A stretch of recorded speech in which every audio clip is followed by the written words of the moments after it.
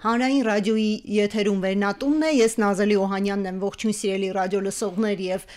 Հանրային ռադիոյի Facebook-յան էջում մեզ դիտողներ, ապրիլի 24-ից մայիսի 30-ը Բերլինի Մաքսիմ Գորկի թատրոնում անցկացվել 100+10 հայկական այլաբանություններ փառատոնը։ Այս փառատոնի մասին ենք մենք այսօր խոսելու արվեստի քննադատ համադրող Վիգեն Գալստյանի հետ։ Ողջույն Վիգեն, շնորհակալություն մեզ հյուրընկալվելու համար։ Շնորհակալություն հրավերի համար։ Բերլինից նոր եք վերադարձել ու կարծես թե մեծ տպավորություններով Գորկու թատրոնի փառատոնը նվիրված էր հայոց ցեղասպանության տարելիցին ու նաև Արցախյան պատերազմին նույնպես առնչվում էր։ Եկեք խոսենք թե ինչ փառատոն էր եւ որն էր նրա նպատակը։ Փառատոնը բազմաբովանդակ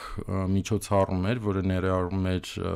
4 հիմնական բաղկացուցիչ, դա թատրոնն էր, վիզուալ արվեստը, կինոն, գրականությունը, ինչպես նաև երաժշտությունը ինչ-որ չափով եւ դրա գլխավոր նպատակը հայկական մշակութային իրականությունը ներկայացնելն էր Արցախյան պատերազմից յետ եւ նաև ցեղասպանության 100-ամյակից, այսպես ասած 10 տարի անց, ինչու նման շրջանակավորում է ստացել փառատոնը, նախ եւ առաջ, որովհետեւ 2015 թվականին, այսինքն 10 տարի առաջ, նույն թատրոնում կազմակերպվել էր հայոց ցեղասպանության 100-ամյակին նվիրված փառատոն, որը կարելի ասել այդ տարի Գերմանիայում անցկացված ամենամեծ փառատոնն էր այդ պատմական թվականին նվիրված եւ նույնպես միտում ուներ այդ նախորդ փառատոնը ներկայացնելու հայկական արդի մշակույթը այդ ողբերգական իրողության հետ փոխհարաբերության մեջ, հա, եւ իհարկե հիմա այժմ 2025 թվին մի քիչ սլակները փոխվել են, որովհետեւ նպատակը ոչ այնքան ցեղասպանությունը հիշելն է կամ կրկին սքալը, կրկին խոսել կորուստների մասին, թեպետ դրանք միևնույն ժամանակ շատ առկա են, հաշվի առնելով հետպատերազմյան իրավիճակը Հայաստանում ընդհանրապես, բայց թատրոնի գեղարվեստական ղեկավարը Շերմին Լանքոֆը, որի գաղափարն էր այս փառատոնը, հենց սկզբից ասեց, որ չի ուզում շեշտադրի այդ կորուստի եւ զոհողության, հա։ Այո, ես հենց դա էի ուզում հարցնել, որովհետև տարիներ շարունակ մենք հայտնի է նման ցուցահանդեսներ եւ արտերկրում եւ Հայաստանում, այսպես կորուստը անընդհատ ներկայացնել շատ բազմազան կողմերով։ Այստեղ կարելի ասել նպատակը ուղիղ հակառակն էր, այն առումով, որ փորձեր արվել ներկայացնելու կենսունակ եւ կենթանի մշակույթ առաջին հերթին, որը խոսում է ոչ միայն այդ կորստի կարգավիճակից, այլ խոսում է հենց ապագային միտված դիրքերից եւ ինձ որպես համադրողի, որը հրավիրված էր համադրելու վիզուալ արվեստին, հայկական վիզուալ արվեստին նվիրված ցուցահանդեսը, ինչպես նաեւ ֆիլմերի ծրագիրը, դա շատ կարեւոր համագամանք էր, որպեսզի ես համաձայնվեի մասնակցել այս միջոցառմանը, այս նախագծին, որտեվ իրոք, երբ որ նման միջազգային հարթակում ներկայանում ես, իսկ սա կարելի ասել Գերմանիայում, ոչ միայն Բերլինում, այլ ընդհանրապես Գերմանիայում անցկացված թերևս ամենամեծ մշակութային միջոցառումներ նվիրված Հայաստանին, համենայն դեպս վերջին 10 տարիների ընթացքում սա շատ կարևոր դրույթ էր, այսինքն քաղաքական տեսանկյունից, որ մենք հենց ոչ թե գանք այդտեղ ներկայանանք որպես սքացողներ, որոնք միայն խոսում են թե իրենց ողբը ոչ միայն իրենց ողբը եւ սուքը, որը կարեւոր է որ մարդիկ տեսնեն, չէ, այսինքն այնտեղ հանրության զգալի մասը տեղյակ չի ընդհանրապես ոչ Ղարաբաղյան հակամարտության մասին, ոչ այն հսկայական ցավի մասին, որի մեջ այսօր ժողովուրդը գտնվում է, այսինքն այդ խնդիրը միանշանակ կար եւ դա այդ լայն համատեքստներ, որի մեջ ներկայանում է։ Իսկ մեզ հաջողվեց ցույց տալ այդ երկուսը միաժամանակ ներկայացնել, ինչ է տեղի ունեցել մեզ հետ եւ պատմական անցյալում եւ ներկա ժամանակներում ու նաեւ ցույց տալ այդ կենսունակությունը, ինչի մասին քիչ առաջ դու խոսեցիր։ Գիտես, դա իհարկե շատ բարդ խնդիր էր, որովհետեւ իհարկե խոսել այնպիսի ծանր եւ աներևակայելի պատմական իրողությունների մասին, ինչպես ցեղասպանությունը եւ կամ նույնիսկ Արցախյան պատերազմը եւ էթնիկ զտումները 2023-ի դրանք այսինքն դժվար է ձևակերպել նույնիսկ բառերով եւ արվեստը այստեղ կարող է միայն որոշակի դեր ռեպրեզենտատիվ դեր կատարել, բայց հետաքրքիր էր այն, որ օրինակ եթե ցեղասպանության մասին բավականին շատ տեղեկություններ ունեն մարդիկ, այսինքն կան որոշակի պատկերացումներ եւ դրա վրա հավելյալ շեշտադրումների անհրաժեշտություն, այսպես ասած, չկար, դա յետին պլանում էր, այսպես ասած, որպես ընդհանուր շրջանակ, կարևոր էր այստեղ առաջ քաշել Արցախյան պատերազմը եւ դրա հետևանքները եւ օրինակ ցուցահանդեսի վերնագիրը հենց այդպես էր կոչվում էր ապագա ապառնի հայկական արվեստ հետևանքներից, այսինքն այդ տարա ոչ միայն մի հետևանք ցեղասպանություն կամ Արցախյան պատերազմ, այլ մի քանի, որովհետեւ այդ արատավոր շրջանը իհարկե կրկնվում է, հա, բայց ես կարող եմ հստակ ասել, որ մեզ հաջողվեց միանշանակ հաջողվեց հենց առաջին իսկ օրվանից փառատոնի թիմին, թատրոնի թիմին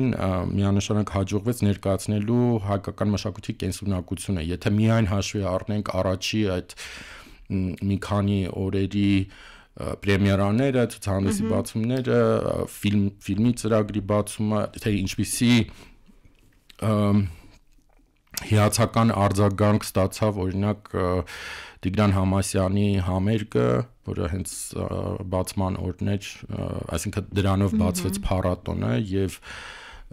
ինչպիսի դրական արձագանք ստացավ ցուցահանդեսի բացումը, ինչպես են մարդիկ անակնկալի եկել, որովհետեւ այն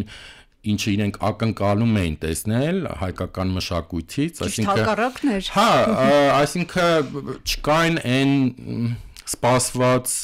միգուցե թե բովանդակային հետագծերը եւ ֆորմաները եւ պատկերները, որոնք մարդիկ այսինքն եւ կարելի ասել, որ մեր մշակույթը ինչ որ իմաստով արդիական այսպես հողի վրա է եւ կարող է երկխոսել, չէ՞, այսօր միջազգային արվեստի կամ մշակույթի այդպես այո, միանշանակ նույնիսկ ինձ որոշ դեպքերում մեղադրում էին ոչ թե մեղադրում են, այլ հանդիմանում են նրա մեջ, որ ասում դե այս կարգի ժամանակակից արվեստ կարելի է ամեն տեղ տեսնել որոշ դեպքերում եւ ես ասում եմ բայց իմաստը հենց դրանում է որ ինչու եք դուք ակնկալում որ Հայաստանում պետք է լինի մեկ այլ կարգի ժամանակակից արվեստ եւ ոչ թե այն որ դու կարող ես տեսնել ցանկացած զարգացած երկրում այսօր եւ նպատակը հենց նաեւ դա էր որ ցույց տանք որ այո մենք մեր արվեստը մեր մշակույթը խոսում է հենց այդ միջազգային լեզվով իր սեփական դիրքերից եւ պետք է ցուցահանդեսը օրինակ նաեւ փորձեր հստակեցնելու այդ որոնք են այդ դիրքերը ինչն է միավորում այս բազմաթիվ արվեստագետներին որտեվ օրինակ միայն ցուցահանդեսի շրջանակներում ներկայացված են 35 արվեստագետ, 70-ից ավելի աշխատանք, հիմնական երիտասարդ սերնդի գործիչներ ու դրանք արվեստագետներ, որոնք ծփռված են աշխարհով մեկ, Կանադայից մինչև Եգիպտոս հայ արվեստագետներ, բայց ոչ միայն, կային արվեստագետներ, որոնք աշխատում են կամ Հայաստանում օրինակ կամ տեղյակ են Հայաստանի կամ աշխատում են հայկական նյութի հետ, որովհետև այսօր մենք չենք կարող սահմանափակել այդ հայկական, հատկապես ժամանակակից արվեստ հասկացությունը միայն ազգությամբ հայ արվեստագետներով, դա շատ ավելի լայն իրականում համատեքստ է, որտեղ նաև շատ ակտիվ ձևով ինչ որոշակի առնչություն ունեն ազգության ոչ հայ արվեստագետներ, մենակ այն փաստը, որ այսօր Հայաստանում ապրում, աշխատում եւ ստեղծագործում են բազմաթիվ ռուս արվեստագետներ կամ Ռուսաստանից ներգաղթած արվեստագետներ, դա արդեն իսկ խոսում են նրա մասին, որ այդ իրավիճակը փոխվել է մեր մոտ, ինչը շատ ես գնահատում եմ որպես դրական։ Եվ կային այնտեղ արվեստագետներ ռուս, ովքեր հենց հայկական թեմայից էին խոսում եւ ինչպես էին խոսում այդ։ Օրինակ մենք ես ավելի ընդգրկեցի մի աշխատանք Անաստասիա Կարկոցկայի կողմից, որը երիտասարդ արվեստագետ է Ռուսաստանից, արդեն մի քանի տարի է ինչ բնակվում է Հայաստանում, օրինակ նրա աշխատանքը, որը կատարված էր Հայաստանում, բայց տենց անմիջականորեն հայկական ինչ-որ թեմայի կամ իրողության հետ առնչություն չուներ, ավելի շատ հետ խորհրդային իրականության էր անդրադառնում եւ ավելի տենց համաշխարհային բնույթ կրող գործեր, բայց դա էլ է շատ կարեւոր, որ ցույց տանք, որ այսօր Հայաստանում ստեղծվում է արվեստ, որը խոսում է ոչ միայն մեր նեղ տեղական կամ ազգային խնդիրների մասին, այլ խոսում է հենց համաշխարհային այս իրավիճակների լայն հարցադրումների մասին ու ունակ է ռեֆլեքսիան ենթարկելու այդ երևույթները, որովհետև մենք չենք կարող այսօր ստեղծել ուժեղ, զորեղ արվեստ, եթե միայն խոսում ենք սեփական իրականության մասին առանց հաշվի առնելու, թե ինչպես է օրինակ այդ իրականությունը զուգորդվում, խաչասերվում եւ արձագանքում տարատեսակ այլ իրողություններին, այլ երկրներում, այլ միջավայրներում եւ սա իրոք շատ հուսադրող երևույթեր են առումով, որ մարդիկ, որոնք գալիս էին ու տեսնում էին այդ աշխատանքները, խոսում էին նրա մասին նախ եւ առաջ, թե ինչպես են օրինակ տվյալ գործերը նաեւ առնչվում իրենց սեփական փորձառության, ասենք դրանք կարող են լինեն պաղեստինցիներ, քրդեր եւ այլ ժողովուրդներ, որոնք նույնպես ճնշված պատերազմներ են տեսել եւ այլն, պատերազմյան վիճակում են ու դա ամենադրական ցուցիչն է ըստ իս, որ մեր արվեստը իրոք կարող է ոնց ասեմ ձև տալ այն խնդիրներին, որոնք միջազգային են իրենց բնույթով, համաշխարհային, համամարտկային են իրենց բնույթով։ Վիգեն, շատ կարևոր է այս ամեն ինչը դիտարկել նաև քաղաքական տեսանկյունից, որովհետև կարծում եմ, որ նախ եւ առաջ քաղաքականությունը այս փառատոնները հենց այսպիսի ձևաչափով ներկայացնել է եւ երկրորդում է արվեստը, արդեն մանավանդ որ քիչ առաջ խոսեցինք, որ այսօր արվեստը շատ չի տարբերվում տարբեր երկրների արվեստը, այ քաղաքական ինչ կարևոր ուղերձ կարող է սա լիներ, հաշվի առնելով արձագանքները, հաշվի առնելով այն ինչը որ դուք տեսաք, այսպես որ հետահայաց նայում ենք։ Միանշանակ նման նախաձեռնություններն ու նախագծերը քաղաքական բնույթ ունեն, դա հստակ էր ինձ համար հենց ամենասկզբից եւ ընդհանրապես Գորկին որպես հարթակ դա Բեռլինի 5 պետական թանգարաններից մեկն է եւ համարվում է ամենակաղաքականացված, ամենաձախ թատրոնը Բեռլինում եւ ընդհանրապես Գերմանիայում եւ ունի շատ հստակ օրակարգ, թե ինչ են իրենք բեմադրում, ինչ կարգի միջոցառումներ եւ դրանք գրեթե բացառապես բոլորը ունեն հստակ քաղաքական ուղերձներ եւ միտվածություններ ձախական դիրքերից, այսինքն դրանք խոսում են ճնշված մարդու, ճնշված խմբերի անունից։ Եվ այստեղ այդ հանգամանքը, այդ հիմքն էր ամբողջ այս փառատոնի։ Իսկ կարող է արդյոք նման ցուցահանդեսները ինչ որ բան փոխել հասարակությունների ներսում, երկրների հարաբերությունների, չգիտեմ։ Ես համարում եմ, որ այո կարող եմ, որովհետև հերթական անգամ իմ համար ապացուցվեց մի շատ կարևոր բան արվեստի արվեստի հետ կապված ընդհանրապես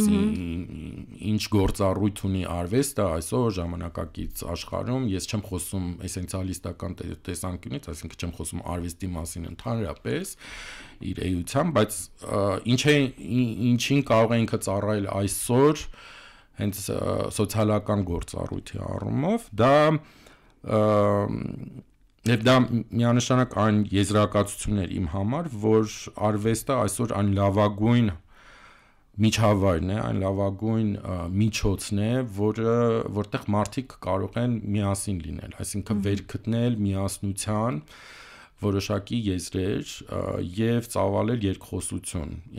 մարդկային հատկությունների, մարդկային, այսպես ասած,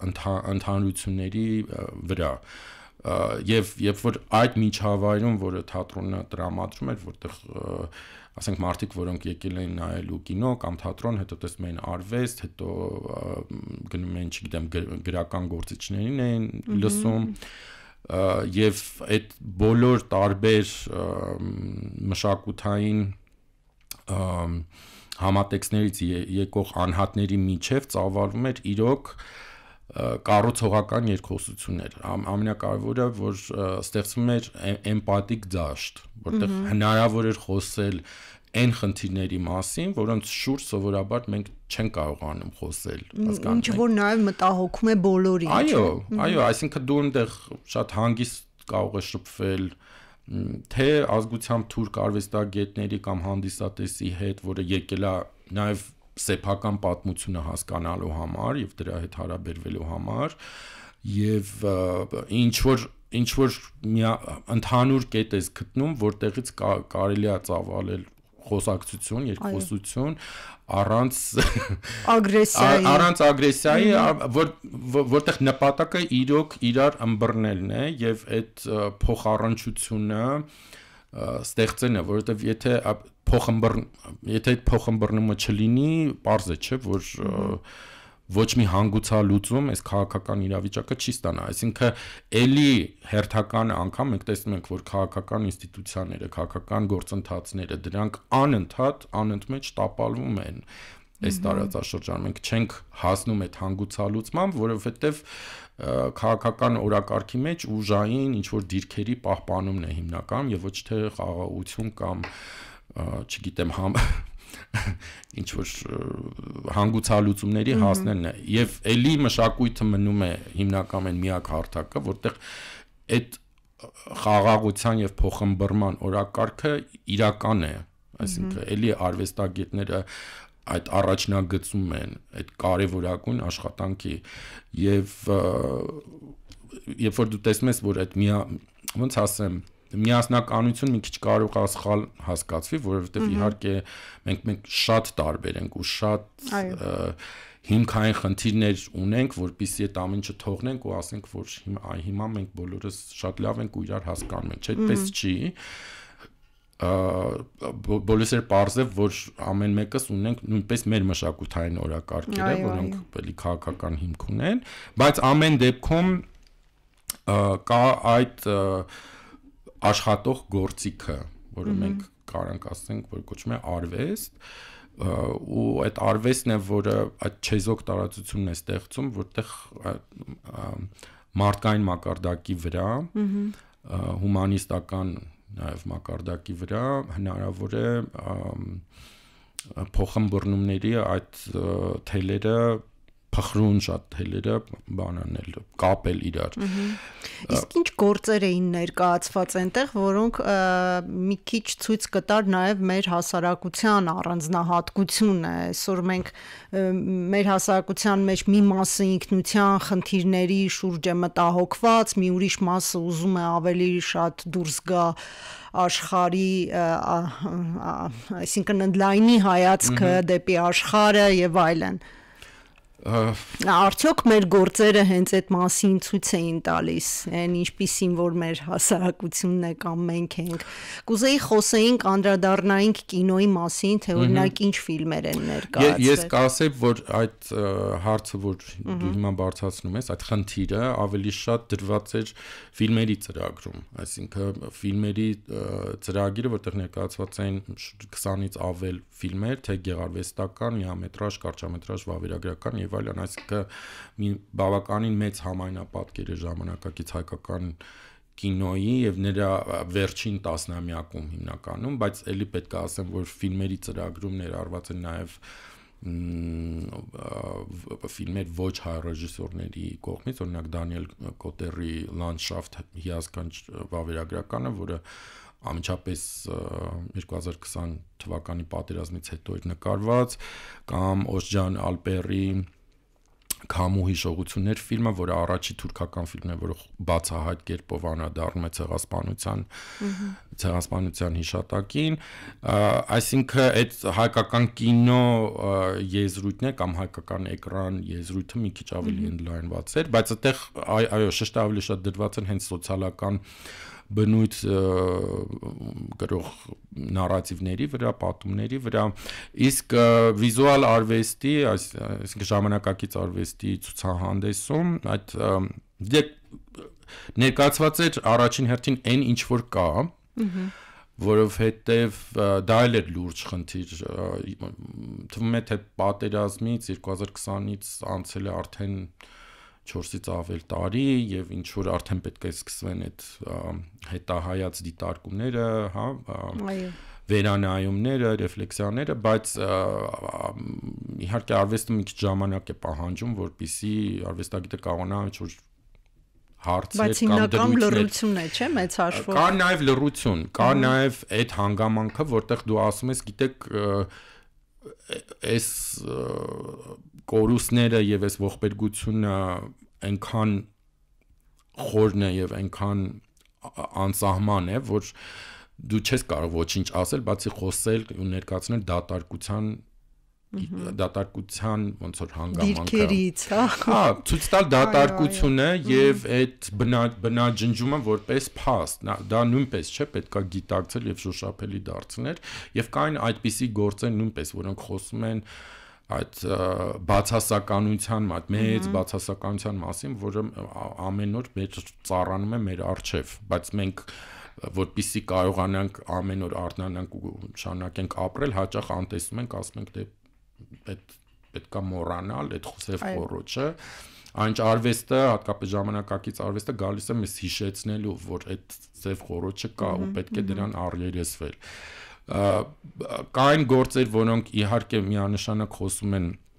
սոցիալական իրողություններից, օրինակ Նազիկ Արմենակյանի Կարմիր սև սպիտակ շարքը, կամ օրինակ Դավիթ Քոչունցի աշխատանքները, որոնք անմիջականորեն առնչվում են պատերազմին, կամ Կարեն Միրզոյանի էլի պատերազմյան լուսանկարների շարժը գործը եւ Լուսինեի իհարկե Լուսինե Նավասարդյանի լրությունը, բայց տեսեք, այստեղ քանի որ հարցի կիզակետում հենց այդ մեծ խնդիրներն են, ոնց որ ասած, ոչ թե առօրյա սոցիալական իրողությունները, այլ մի քիչ ավելի փիլիսոփայական առումով մեծ հարցադրումները, օրինակ ինչպես կարող է մշակույթը վերածնվի կամ որոշակի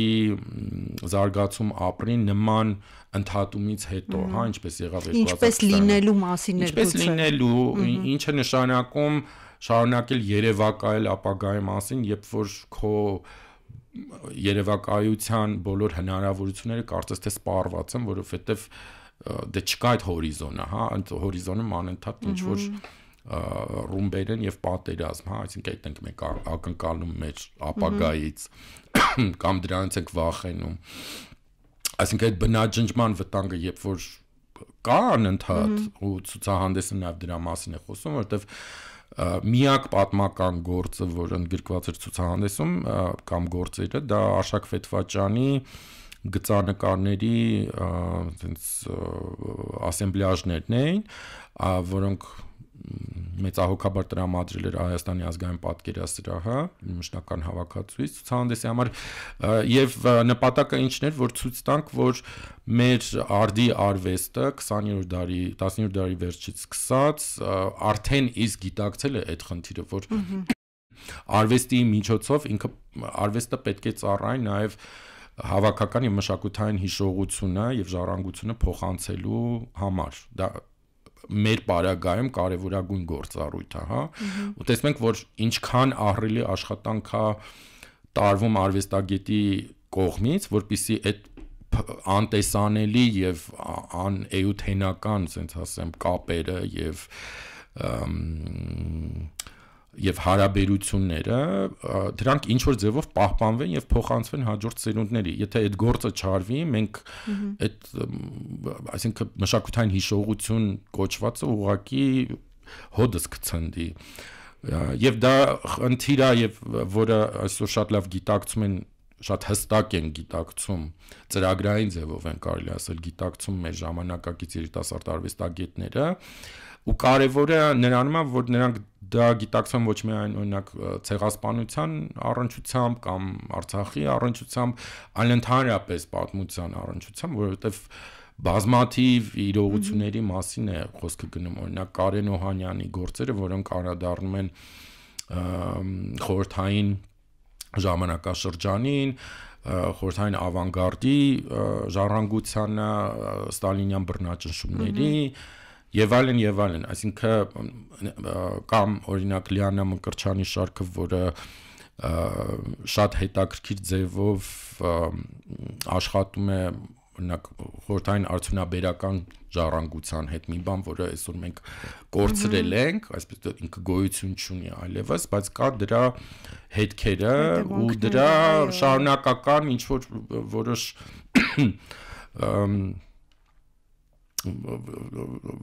որոշ նյութեր, ասենք ասեմ, նյութական նստվածքներ, որոնք պետք է վերլուծության եւ ռեֆլեքսիայի ենթարկել, ու արվեստը հենց այդ կարողությունը ունի, հասկանաս, այդ խնդրահարույց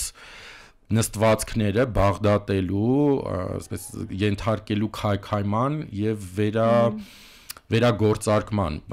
բայց դրական կառուցողական իմաստով, այսինքն վերցնել մի բանը, որը ունի բացասական կշիռ եւ վերածել դրան ինչ որ նոր իմաստներ ստեղծող կամ արտադրող արվեստի գործի։ Փորձենք ամփոփել մեր զրույցը, այսպիսի ցուցահանդեսներ հաճախ է լինում եւ արդյոք այս ցուցահանդեսը կարելի է համարել այսպես բառով աննախադեպ։ Չէ ուզի այդ բառը օգտագործել, որովհետև օրինակ 90-ականների սկզբին, երբ որ կար շատ մեծ հետաքրքրություն արևմուտքի կողմից դեպի հետխորհրդային տարածաշրջանը եւ հատկապես Հայաստանը, որտեղ համարում են, որ կար շատ զարգացած ժամանակակից արվեստի դաշտ եւ պարբերաբար թե Գերմանիայում, թե Ֆրանսիայում եւ այլ երկրներում Եվրոպայի արվում էին բավականին լայնածավալ ցուցահանդեսներ, հետո այդ հետաքրքրությունը շատ արագ մարեց, որովհետև դե ժամանակակից արվեստի դաշտը շատ դինամիկ դաշտ է եւ եթե դու անընդհատ իր հետ չես աշխատում, չես ներդրվում եւ ինչ որ առումով նույնիսկ քաղաքականություն չես վարում, ինքը գնում է դեպի հաջորդ հետաքրքիր կետը կամ իսկ ինչն է հետաքրքիր հիմա վերջին հատկապես 2 տարիների ընթացքում կա չափազանց մեծ հետաքրքրության ալիք հայկական արվեստի եւ հայկական մշակույթի հանդեպ, սա նույն ժամանակահատվածում ինչ գորգու փառատոներ տեղի ունենում, օրինակ Ֆրանսիայում Սանտ-Էտիենի միջազգային դիզայնի փառատոնը, որը շատ կարեւոր էլի միջազգային պարբերական բնույթ կրող նախագիծ է, այդտեղ Հայաստանը ներկայացված էր որպես հյուրի կարգավիճակում, այսինքն մենք այնտեղ ունենք առանձին տաղավար, որը համադրել է Նայիրի Խաչատուրյանը, ու հրաշալի էր տեսնել, որ միևնույն ժամանակ երկու կարևորագույն եվրոպական երկրներում եւ հաստատություններում ներկայացում է հայկական արդի մշակույթը շատ տարբեր կողմերից, այսինքն դա առաջին անգամն է, երբ որ հայկական ժամանակակից դիզայնը ներկայացվում էր Եվրոպայում եւ այս ալիքը շարունակվում է, այսինքն արդեն մի քանի նախագծեր կան, որոնք ընթացքի մեջ են, որոնք հենց առաջ են քաշում այսօրվա մեր մշակութային դաշտը ցույց տալով թե ինչքան ինքը հետաքրքիր եւ ինչքան բան ունի տալու ընդհանուր, հա, միջազգային այդ արվեստի դաշտին, բայց ելի եմ ասում, որ այս հետաքրքրության եւ ալիքի հետ պետք է աշխատել, որովհետեւ եթե մենք ուղղակի սպասեցինք, որ անընդհատ այդ առաջարկները դրսից գան, դա շատ արագ մարելու է եւ մենք պետք է լինենք շատ ավելի պրոակտիվ այդ տեսանկյունից Շատ կարեւոր է որ նմանատիպ ձևաչափով փառատոններ այստեղ նույնպես անցկացվի Իհարկե, մենք էլ խնդիր ունենք, որովհետեւ այդպես է ստեղծվում այդ հորիզոնական փոխհարաբերությունները, թե չէ դու միշտ այլապես դու հայտնվելու ես ուղակի սպասողի կարգավիճակում, հա, եւ հույսներս դնենք, որ մեզ ինչ որ հերթական ինչ որ հոբելյանի կամ տարեդարձի հետ մի անգամ եւս կհիշեն, բայց ես հասկացա միանշանակ, որ այդ հետաքրքրությունը կա ու մեզանից է կախված, մեր տեղական գործիչներից, նաեւ մշակութային ոլորտ կարգավորող հաստատություններից է կախված, թե ինչ արդյունքների կարող ենք հասնել, երբ որ քեզ տրամադրում են այդ տեսանելիության դաշտը, որովհետև քաղաքականության ամենաառաջին հանգամանքը քաղաքականապես, ոնց ասեմ, քաղաքական սուբյեկտ լինելու, տեսանելի լինելու հանգամանքն է։ Եթե դու տեսանելի եւ լսելի չես, ոչ մի քաղաքական ներուժի մասին խոսք գնալ չի կարող այստեղ։ Իսկ այսօր մենք տեսնում ենք, թե մշակույթը որպես փափուկ ուժ ինչքան կարևոր դեր ունի մեր իրականության մեջ։ Թերևս այսքանը շնորհակալություն Վիգեն զրույցի համար։ Ես շատ հուսով եմ եւ շատ կուզեի, որպեսզի այս Գորկու փառատոնը հնարավոր լիներ տեղափոխել նաեւ Հայաստան, մեր միջավայրում նույնպես այդ բոլոր գործերը ներկայացվեն։ Հա, շատ լավ կլիներ, որ գոնե հատկապես թատերական ներկայացումներից որոշները, որոնք բացառապես նոր գործեր են ընդհանրապես եւ ֆանտաստիկ աշխատանքներ իրոք Հայաստանում ներկայացվեն, իսկ ցուցահանդեսի առումով այն արվեստագետները, որոնք ներկայացված էին ցուցադրության մեջ, Հայաստան պարբերաբար ներկայանում են ու ես համոզված եմ, որ հետագայում մոտ ապագայում էլի առիթ կստեղծվի մեկ այլ ֆորմատով այս թեմաներին անդրադառնալու արդեն տեղի հանդիսատեսի համար։ Շնորհակալություն։ Ես եմ շնորհակալ։ Սիրելի ռադիոլսող, ես հիշեցնեմ, որ իմ հյուրն այսօր արվեստի քննադատ համադրող Վիգեն Գալստյանն էր։ Մենք զրուցում էինք Բերլինում տեղի ունեցած Մաքսիմ Գորկու թատրոնում ավելի շուտ տեղի ունեցած 100+10 հայկական այլաբանություններ փառատոնի մասին։ Զրույցը վարեց Նազելի Օհանյանը։